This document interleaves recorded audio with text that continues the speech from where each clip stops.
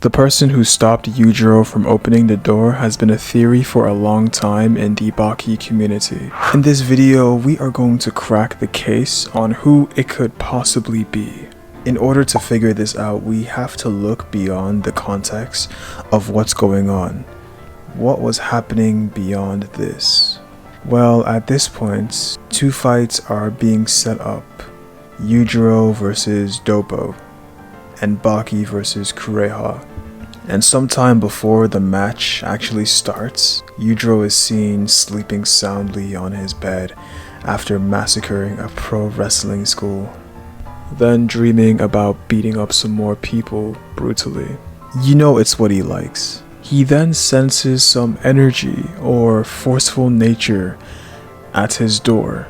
He approaches it, thinks it's Doppo Orochi, tries to open the door, but the person has a strong enough grip to not let Yujiro open the door, proceeds to break the iron door by punching it, punches it some more. Yujiro returns fire, kicking the door, only for that person to then disappear without Yujiro knowing who they are. So there are quite a few things you can take from this event. Yujiro is a sinister person, but you already knew that. Another thing is that he originally assumed it was Doppo. The energy the person was exuding made Yujiro believe the person was strong enough to face him. Thirdly, the person spoke to Yujiro, saying his name, and Yujiro asked who is it, meaning it's someone he's never met before. Luckily for us, and I say that with sarcasm, this scene was never animated, so we cannot specify who that person's voice belongs to. Also, the person called the hotel asking where Yujiro stayed.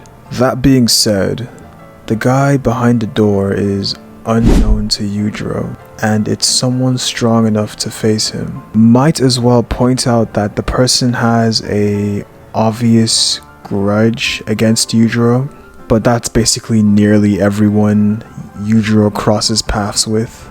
Now, I don't see it being Doppo.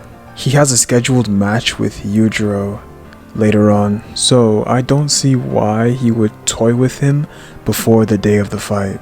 I think it's more likely to be Shinogi Kureha that's the culprit. The next chapter has him being introduced as an incredible opponent for Baki, with them serving as the main event. Then he is seen going to a circus to fight a tiger. Kureha killed the tiger and left it in front of the Shinshinkai dojo, and with proper examination of the tiger's corpse, it was killed barehanded, with its neck being snapped. Kureha probably left the tiger there just to show he was strong. Also, within this arc, he was getting a lot of hype. I mean, a lot. As a doctor and as a superhuman. But after Yujiro's fight with Doppo, Stridum told him Doppo got revived by Dr. Kureha. From that point, Yujiro started picking up some interest on the doctor. It got him excited and he wanted to see the man. But it's weird. When Kureha called Yujiro down in the match, Yujiro didn't notice his voice sounded familiar. Maybe of a voice behind a certain door? Anyways, Yujiro says nothing about it, which doesn't help the case, but Kureha is the best suspect. The one that actually makes the most sense, unlike people saying it's Yujiro.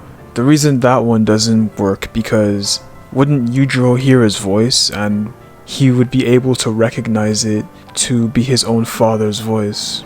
But honestly, it being Yujiro has little sense to it. Yujiro would be strong enough to stop Yujiro from opening the door and quick enough to disappear because, you guessed it, he's a ghost. He can just reappear and disappear when he wants.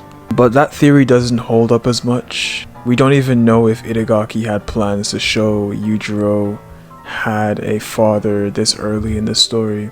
In addition, some people think it was Jack messing with Yujiro, and that Jack was originally planned to be stronger than Yujiro. I heard a theory that that whole door situation could be Yujiro's own Shibukawa blockage vision thingy.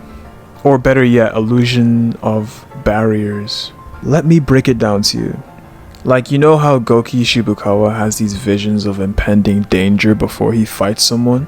For Jack, as the danger, it was the big door that he was struggling to open before he fought Jack Hanma in the maximum tournament. Then for Yanagi, the death row prisoner, as the danger, it was the flood and the huge chasm in the earth before he went towards Yanagi.